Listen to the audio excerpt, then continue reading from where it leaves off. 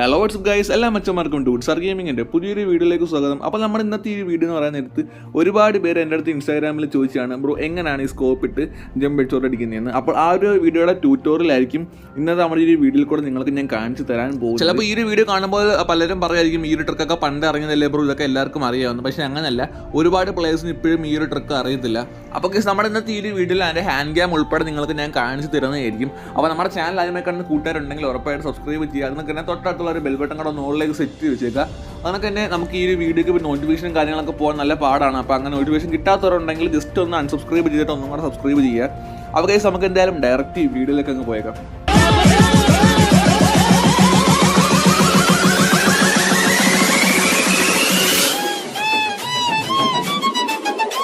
ചേട്ടാ ആ പാടട്ടെ. എൽ പരിപ്പൻ എൽ പരിന്തൻ.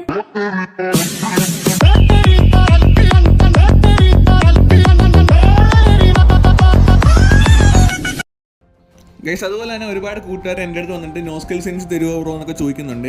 അപ്പോൾ പണ്ട് നമ്മൾ നോ സ്കിൽ സെൻസിനെ പറ്റി ഒരു വീഡിയോയും കാര്യങ്ങളൊക്കെ ഇട്ടായിരുന്നു. പക്ഷേ ഇപ്പോൾ ആ ഒരു വീഡിയോയുടെ ലിങ്ക് ഡിസ്ക്രിപ്ഷനും കാര്യങ്ങളൊന്നും ഇല്ല.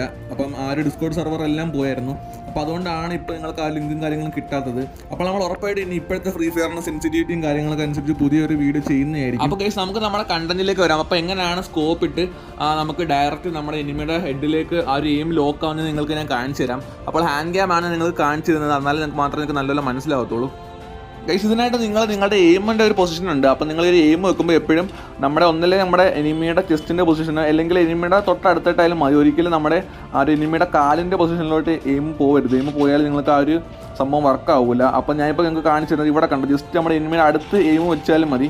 നമുക്ക് എനിമിയുടെ അടുത്ത് എയിം വെച്ചാലും നമുക്ക് നൈസായിട്ട് ഹെഡ്ഷോട്ട് അടിക്കാൻ പറ്റും. അപ്പോൾ ആ ഒരു എയിം നമ്മുടെ എനിമിയുടെ കാലിൻ്റെ സൈഡ് ഒഴിച്ചിട്ട് നിങ്ങൾക്ക് എവിടെ വേണമെങ്കിലും വെക്കാം.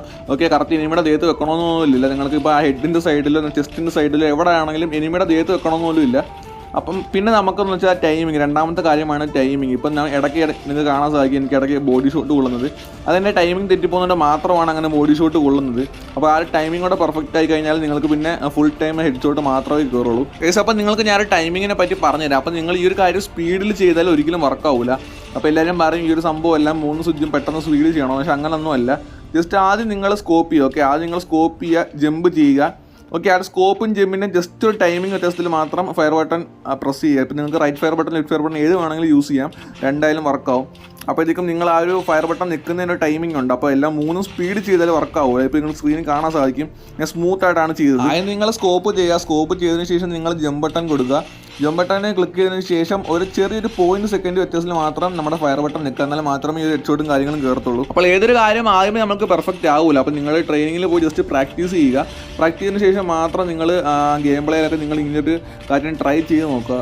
അപ്പോൾ നിങ്ങളുടെ ആവശ്യപ്രകാരം മാത്രമാണ് ഞാൻ ഈ വീഡിയോയും കാര്യങ്ങളൊക്കെ ചെയ്തത്. അപ്പോൾ വീഡിയോ ഇഷ്ടപ്പെട്ടാൽ ഒന്ന് ലൈക്ക് അടിക്കുക. അപ്പോൾ ഈ ഒരു ട്രിക്ക് അല്ലെങ്കിൽ ഈ ഒരു ബഗ് വർക്കാവുന്നത് ഒന്നല്ലെങ്കിൽ സ്റ്റില്ലായിട്ട് നിൽക്കുന്ന എനിമി, അല്ലെങ്കിൽ നമ്മുടെ നേരെ ഓടി വരുന്ന, അല്ലെങ്കിൽ നമ്മുടെ ആ ഒരു എയിമിന് നേരെ ഓടിപ്പോകുന്ന എനിമിക്കും ഈ ഒരു ട്രിക്ക് വർക്കാവും. അപ്പോൾ ഇപ്പോഴെങ്കിലും നിങ്ങൾക്ക് ഈ ഒരു ട്രിക്ക് എങ്ങനെയാണെന്ന് മനസ്സിലായി കാണുമെന്ന് ഞാൻ വിചാരിക്കുന്നു. അപ്പോൾ നിങ്ങൾ ഉറപ്പായിട്ടും ട്രെയിനിങ് ഇപ്പോൾ ജസ്റ്റ് ഒന്ന് പ്രാക്ടീസ് ചെയ്ത് നോക്കുക. പ്രാക്ടീസ് നിങ്ങൾക്ക് ഇങ്ങനെ ഹെഡ്ഷോട്ട് അടിക്കാൻ പറ്റുന്നുണ്ടെങ്കിൽ നിങ്ങൾ ഉറപ്പായിട്ട് ആ സ്ക്രീൻ റെക്കോർഡ് ചെയ്ത് ആ ഒരു ഗെയിം പ്ലേ എനിക്ക് ഇൻസ്റ്റാഗ്രാമിൽ മെൻഷൻ വെക്കുക. അപ്പോൾ അടുത്ത വീഡിയോ എന്തായാലും ഞാൻ നിങ്ങൾക്ക് നോ സ്കിൽ സെൻസിയുടെ ഒരു വീഡിയോ ഇടാം. അപ്പോൾ നിങ്ങൾക്ക് ഒരുപാട് പേർക്ക് ഗെയിം പ്ലേ ഇമ്പ്രൂവ് ചെയ്യാനായിട്ട് ഹെൽപ്പ് ആവും. അപ്പോൾ ഇനി ഇതിനകത്ത് ഒരുപാട് ഹെഡ്ഷോട്ട് ട്രിക്കുകൾ വീഡിയോ ഒക്കെ വേണമെങ്കിൽ ഉറപ്പായിട്ടും നമ്മുടെ ചാനൽ സബ്സ്ക്രൈബ് ചെയ്യുക. അപ്പോൾ നമ്മൾ ഇന്നത്തെ വീഡിയോ ഇത്രയേ ഉള്ളൂ. അപ്പോൾ എന്തായാലും മറ്റൊരു കിടക്കാച്ചി വേറെ ലെവൽ വീഡിയോയിൽ കാണുന്നവരെ ടാറ്റ, ബൈ ബൈ.